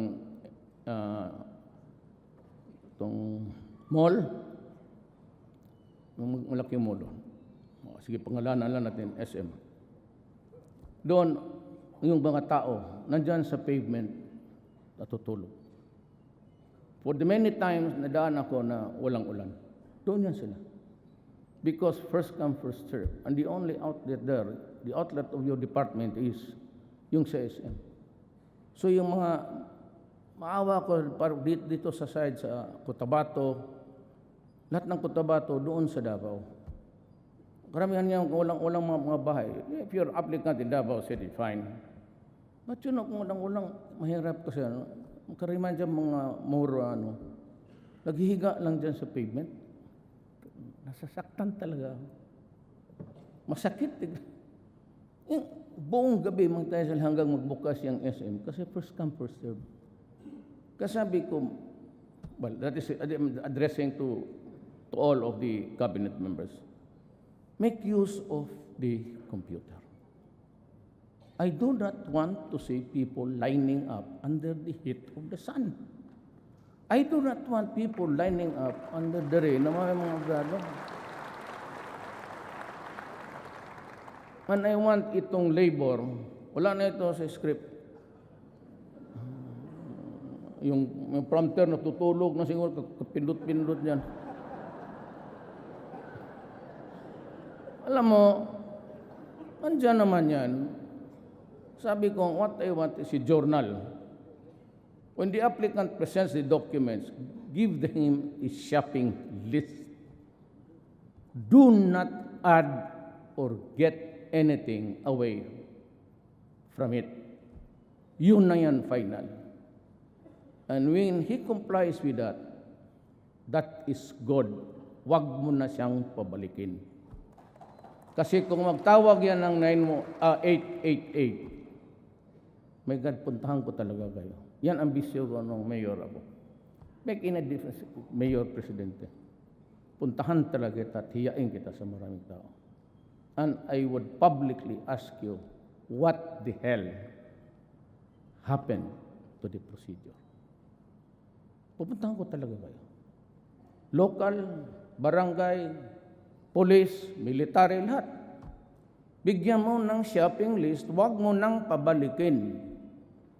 Because pang magtawang ng 888 yan, tapos makita ko na the grievance is valid, bahala ka anong walang panahon, pupuntahan kita sa opisina mo and I will ask you. Bakit? Bigyan mo ng stub. You have to employ actuarial ability. That's easy. Pero pagtanggap ng tao, I'm addressing myself under me. Journal. Papirmahin mo siya. Lagyan mo doon, tignan mo sa computer.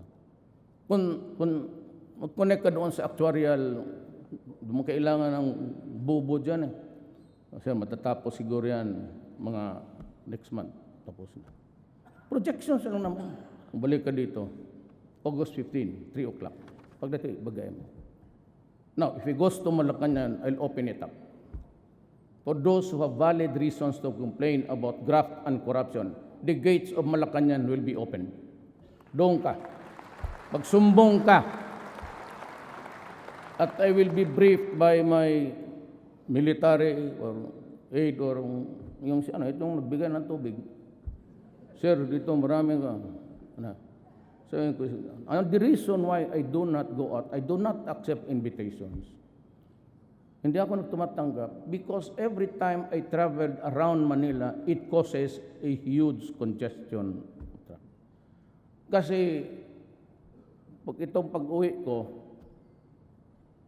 they go also by projection. Paglabas ni Presidente, picture taking, gano'n.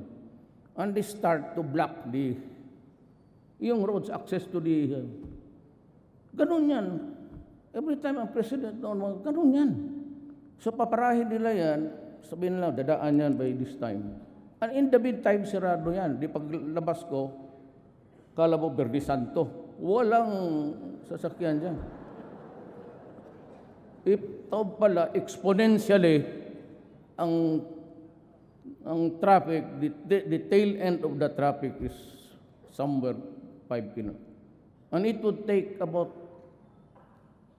2 to 3 hours to normalize. Kaya hindi ako tumatanggap ng... And I hate to travel.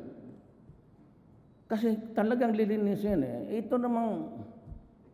Kasi ang ang taas kasi ng entourage ng presidente sila. Dulog sa dulo, may ambulansya. Hindi na ang turak, parang cortege na. Sa sabi ko, sabi ko, 2, 3 tama. Nasa gitna lang ako. Pero ang totoo, mag-taxi lang ako dito sa likod. Sunod lang ako. Takot ba sila na, ano man makuha mo kung patayin mo ako? What for? May ambulansya ba? Dagdagan mo na ng punerarya.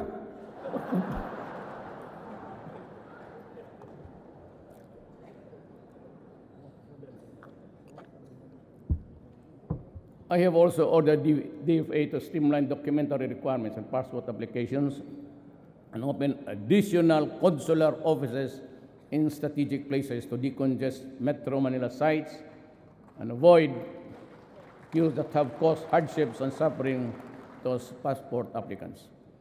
I have also ordered the newly created DICT, Information and Communication Technology, to develop a national broadband plan to accelerate the deployment of fiber optics cables and wireless technologies to improve internet speed. Ito para ito sa alam ko, mahal kong kababayan, maligayahan kayo nito. Pagpaano mo lang yung Tagalog ko kasi kayo hindi kayo marunong magbisaya Wi-Fi access shall be provided at no charge in selected public places, including parks, plazas, public libraries, schools, government hospitals, train stations, airports, and seaports. Diba? Happy lahat. All government agencies are instructed to enable their clients to submit applications for coordination, other agencies combined. Taas mo, wala na yan. Ayaw na magsalita. In the national portal, yes, because it's our parang website. Ito, we shall intensify, mainit talaga ako dito. I place it in parity with drugs. We shall intensify our war against human traffickers and illegal recruiters that prey on our migrants. To help ensure that the hard-earned money of the Filipinos overseas are put into productive use, a mandatory financial education for all migrants and their communities will be pursued with intensive encourage entrepreneurship among them. I may now also ask on Congress to consider drawing up bills consolidating and merging agencies and offices having to do the overseas Filipino to have a department that shall focus on and quickly respond to the problems and concerns. Kailangan mo ng isa. And I have asked, I don't know, Secretary Bello is here, Bebot. Wala. Absinero talaga yan.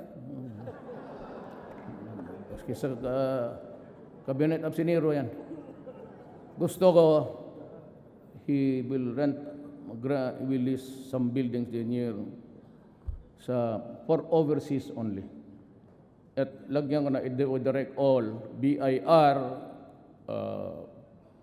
lahat na BIR lahat something to do with the clearances of the police in one building, may booth lang. I said, my God, make use of the computer. So doon lang siya mag-ikot sa isang building. Ang Pilipino, di na siya magpunta doon sa statistics, di na siya punta doon sa dyan sa office niya. Gamitin ninyo ang computer and you can get the results right after. Why do he has to travel to Malate, then he has come with the traffic? He can only accomplish one document at one time.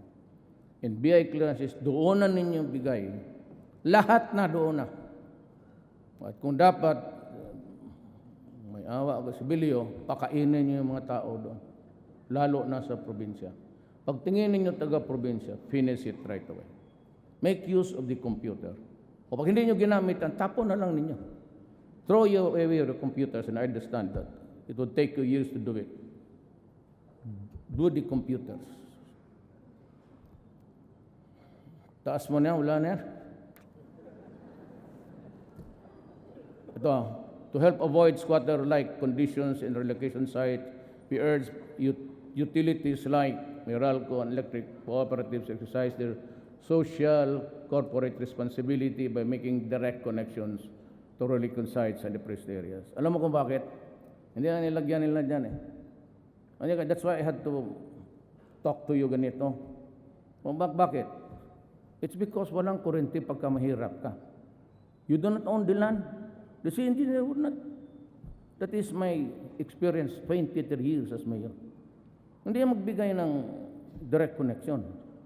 Kasi hindi ikaw may-ari ng lupa. But that squatter there has been there for 20 years.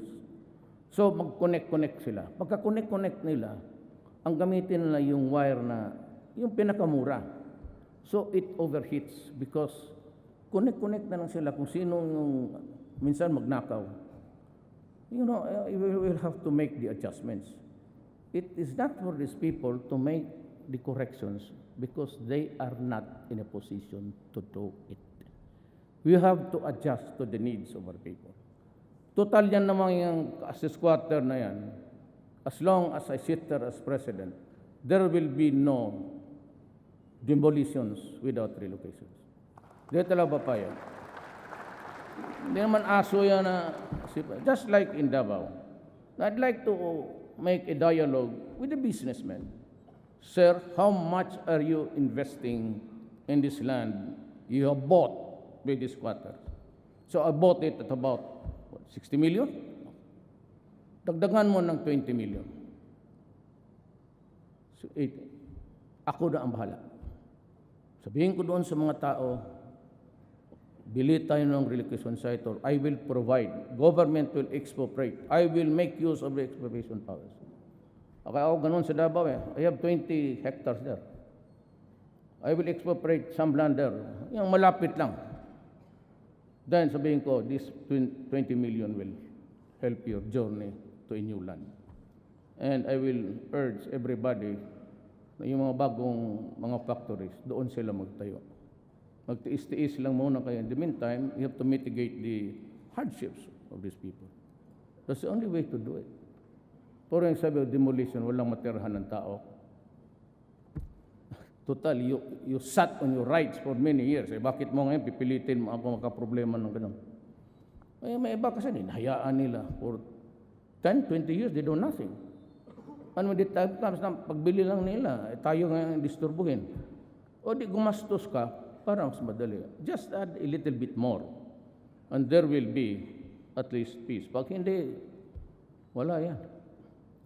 Fight na naman yan between government and the tawag nila squatters. Squatters man talaga yan. Masasaktan lang, mamatay for no reason at all. Eh kung mayaman ka, bigyan mo naman ng kunting provide a relocation. And I'd be glad to talk to the people and say, go, it is not yours. I have directed the concerned regulatory agencies to prioritize the issuance of required permits for power development. Okay yan sa akin. Ang problema, sandali na to. Para ka dyan. Yung mga environmentalist, meron tayong kasi marang yung coal, pati itong energy emissions. Wala man akong problema dyan. But do not tell me na if you, ambassador ka tapos sabihin mo sa akin na medyo hanggang lang dyan kayo kasi kami hanggang dito lang kami. Kayo umabot dyan, you are now in the apex of your industrial might. But along the way, you were the first America, China, Europe. Kayong bumbabog ka. Until now, we contribute only something 0.0. So if you put so much restrictions doon sa treaty na yan, the treaty which we are trying to, it's still here in the Senate. Let us be very clear on this. We need to industrialize. We need the power. And therefore, the emissions would also be considered. You just can say if I establish 5 economic zones here, and you start to say that you're spewing so much carbon footprints, mahirap yan. I mean, it's hard. I cannot just agree on anything that will delay. I'm only good for 6 years. And tend to do something during my term. Now, I'm sure that the heavy machineries would come in, and even the power. Cheapest is coal. So ito naman, locally, you get in trouble with Gina. So we'll just talk sa cabinet na lang. Si Gina naman is a very fine lady. Huwag ka na magsimangot sa harapan yan. Bigyan kanya permit, baski 5. Magsimangot ka 0. All that she is to do is just be gracious to her. That's all. It's a matter of talking and explaining to them. But if it is you're using the state-of-the-art technology, and I've seen it several times in the other power plants in this country, if it is really a good one, then we will consider. I said, because we need the energy to power our industrialization. To strengthen delivery of social services, the government will intensify its protection programs so it can use its resources and expertise to make a dent in the country's poverty levels. What we want is genuinely to reduce the vulnerabilities of our people, build resiliency, and empower individuals and families and communities. The beneficiaries of Power Peace shall be made to become independent and self-reliant after they have graduated from the program. But as it is, we aim to present them with other forms of assistance so that they can stand on their own 2 feet. But now, I have decided to direct the DSWD to provide the rice subsidies to the poorest of the families, at least para makakain lang, every month. Sako na ano.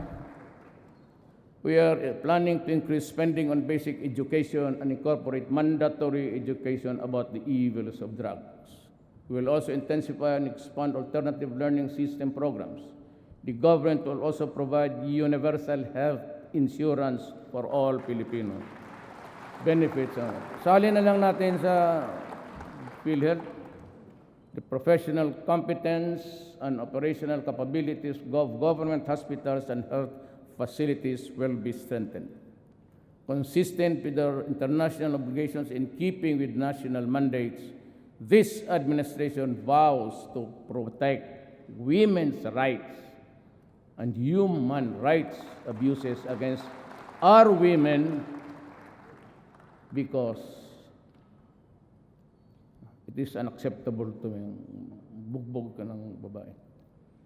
As I order all agencies and oversight bodies and local government units down to the barangay level to fully implement the Magna Carta for women. By doing so, we will ensure that man and woman will be partners in the pursuit of country's economic, social, and cultural and political developments. To our Lumad brothers, and they are here outside, maybe outside. Now, I mean, they're outside, I'm sure. I told the secretary just to let them come if they want. Kanila man to. To our brothers, I have this to say.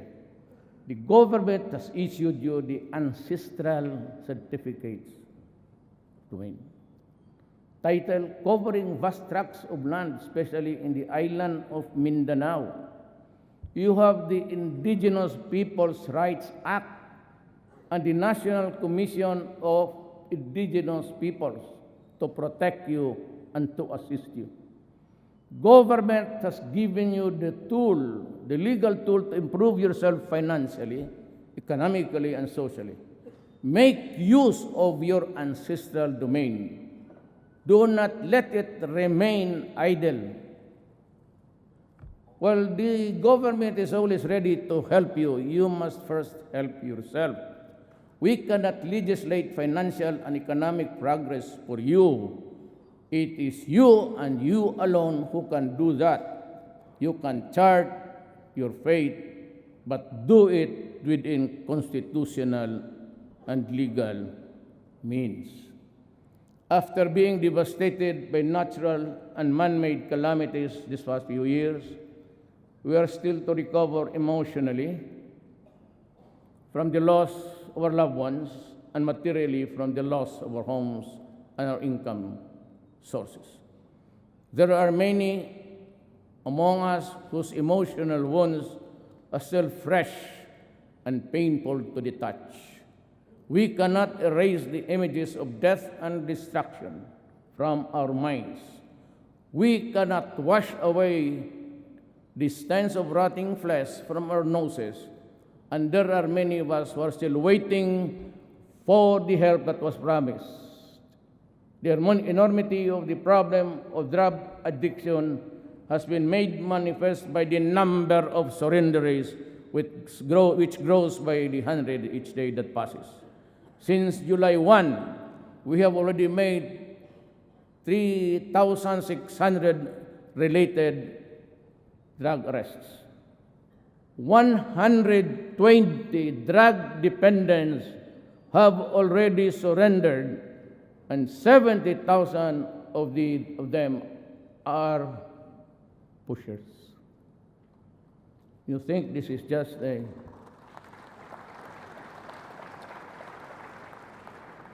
It would take the entire resources of this government to fight this war.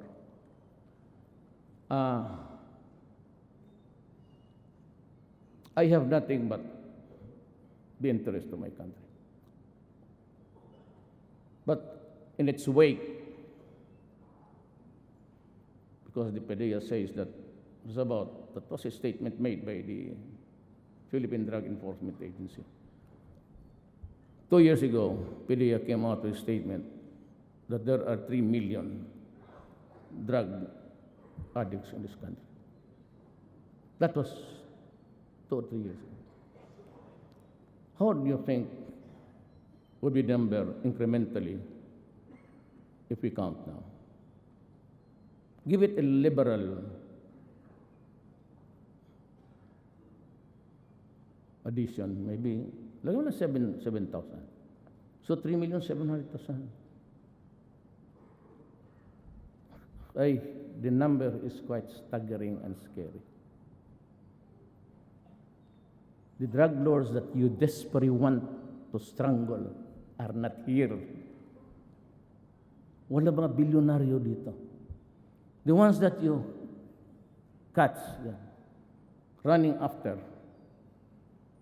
are just the lieutenants. They do it by technology. They're cooking it in the international waters. Tinatapo nila yung bulto by the drums. Dikitan nila ng GPS. So makikita ka.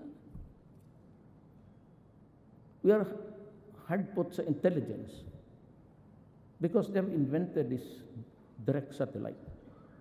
Hindi na magdadaan niya ng... All they have to do is to triangulate where the pag-ikot niya. And there are so many... And they're in codes. If we do not help from our friends here in Asia and America and Europe, this sheer number and problem, believe me, will drown us as a republic. Kayo, tingnan niyo po. How can I solve the problem now by arresting? Hinahanap ko, tagal na akong presidente. Gusto kong patayin.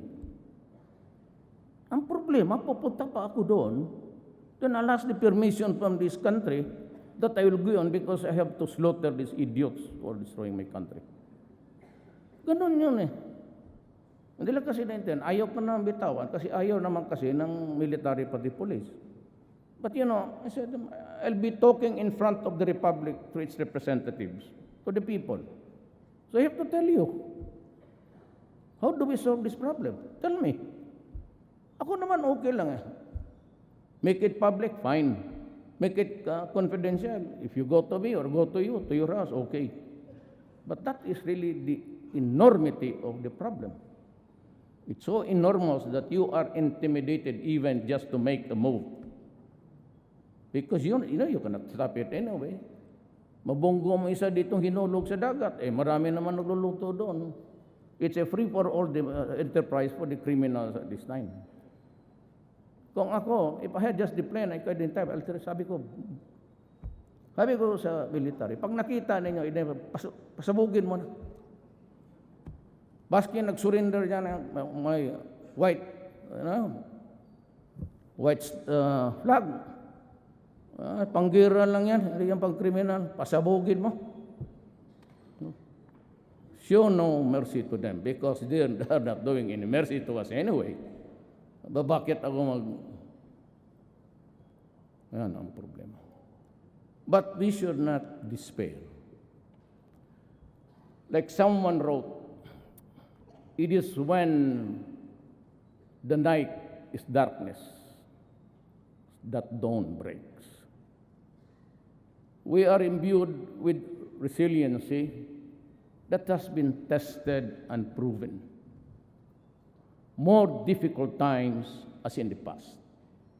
We have a bond to act together. We have to help each other, for then and only then can we truly prevail.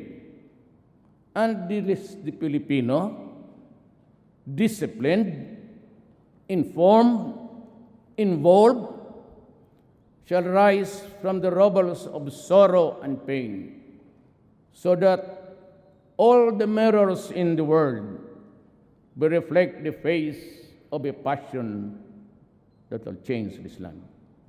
Daghang salamat.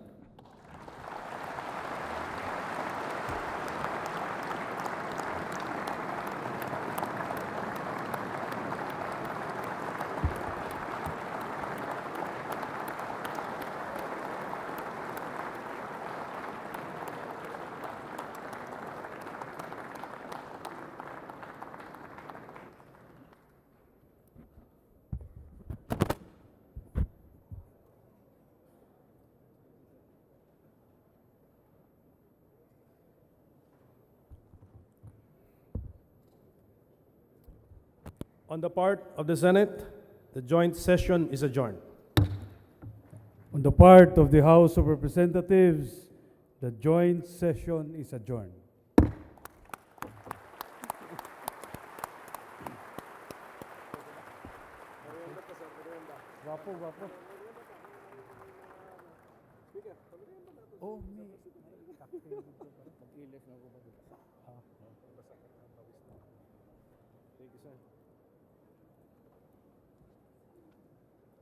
Sir,